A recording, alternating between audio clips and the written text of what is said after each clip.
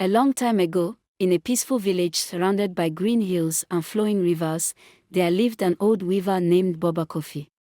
He was known all over the land for weaving the most beautiful clothes. People came from far and wide to buy his work. But Baba Kofi's greatest treasure was not his weaving, it was his two daughters, Abeni and Zoe.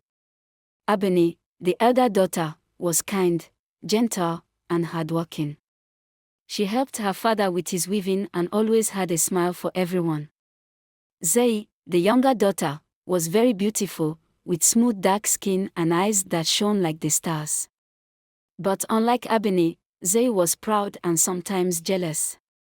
She always wanted what Abeni had, even if she didn't deserve it.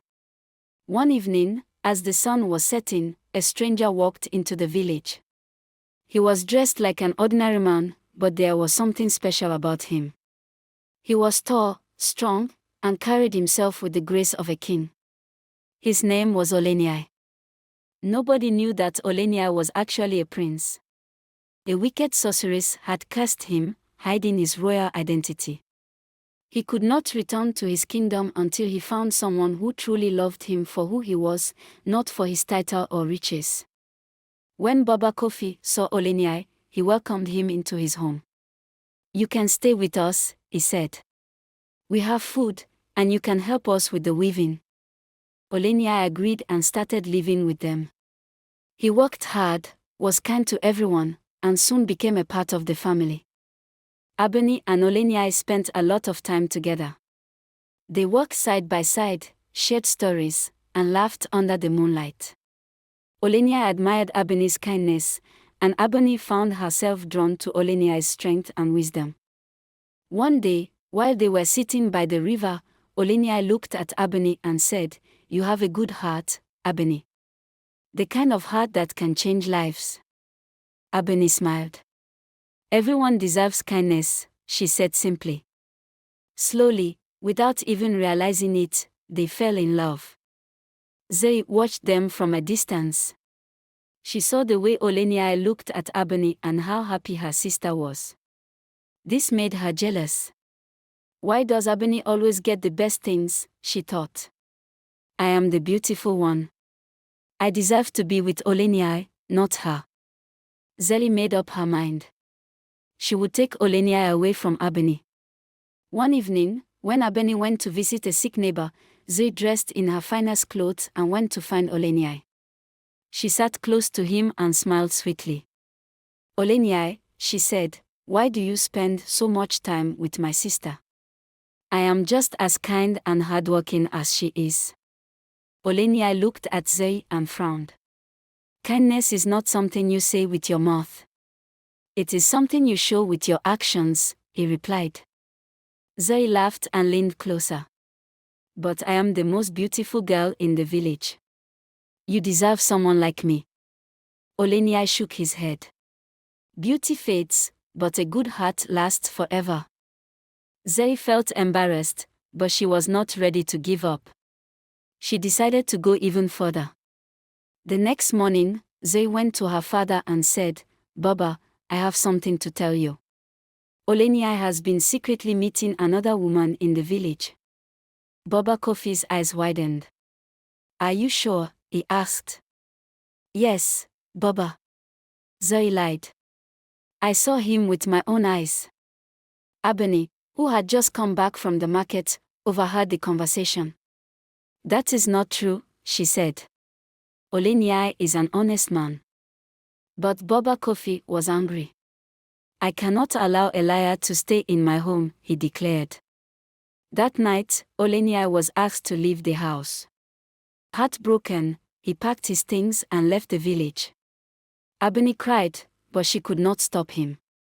Days passed, and Abeni became very sad. She could not eat or sleep. She knew in her heart that Oleniai was innocent. One day, while fetching water at the river, she overheard two women talking. "Did you hear?" one of them said. Zoe lied about Oleniai. She wanted him for herself. Abeni's heart pounded. She ran back home and confronted her sister. "Zoe, is this true? Did you lie about Oleniai? Zeri looked down, ashamed. Yes, she whispered. I thought if he left, he would forget you and love me instead. Boba Kofi, who was listening, shook his head in disappointment. You have broken your sister's heart, he said. But it is not too late to make things right. Abeni knew she had to find Oleniai and tell him the truth. She set off early the next morning, traveling from village to village, asking if anyone had seen him. After many days, she finally found him sitting under a large tree, looking lost in thought. Oleniai, she cried, running to him. He looked up, surprised. Abeni. She knelt before him. I am so sorry. Zeri lied, and I should have trusted you. Please, come home. Oleniai's eyes softened. Abeni, I never doubted your love, he said. I left because I did not want to bring trouble to your family. Abeni reached for his hands. Then come back. Let us start again. At that moment, a golden light surrounded Oleniai. The curse was broken. His royal clothes appeared, and his true identity was revealed. Abeni gasped. You are a prince? Oleniai nodded. Yes. And my love for you is real. Will you be my queen? With tears in her eyes, Abeni said yes. Oleniai and Abeni returned to the village together. When Baba Kofi saw Oleniai's true form, he bowed in respect. I did not know you were a prince, he said. That does not matter, Oleniai replied. What matters is love, truth, and kindness. Zeri, ashamed of her actions, knelt before Abeni. I am sorry, sister, she said. Please forgive me. Abeni smiled and helped her up. I forgive you, she said. Let this be a lesson for us all. And so, Oleniai and Abeni got married in a grand celebration.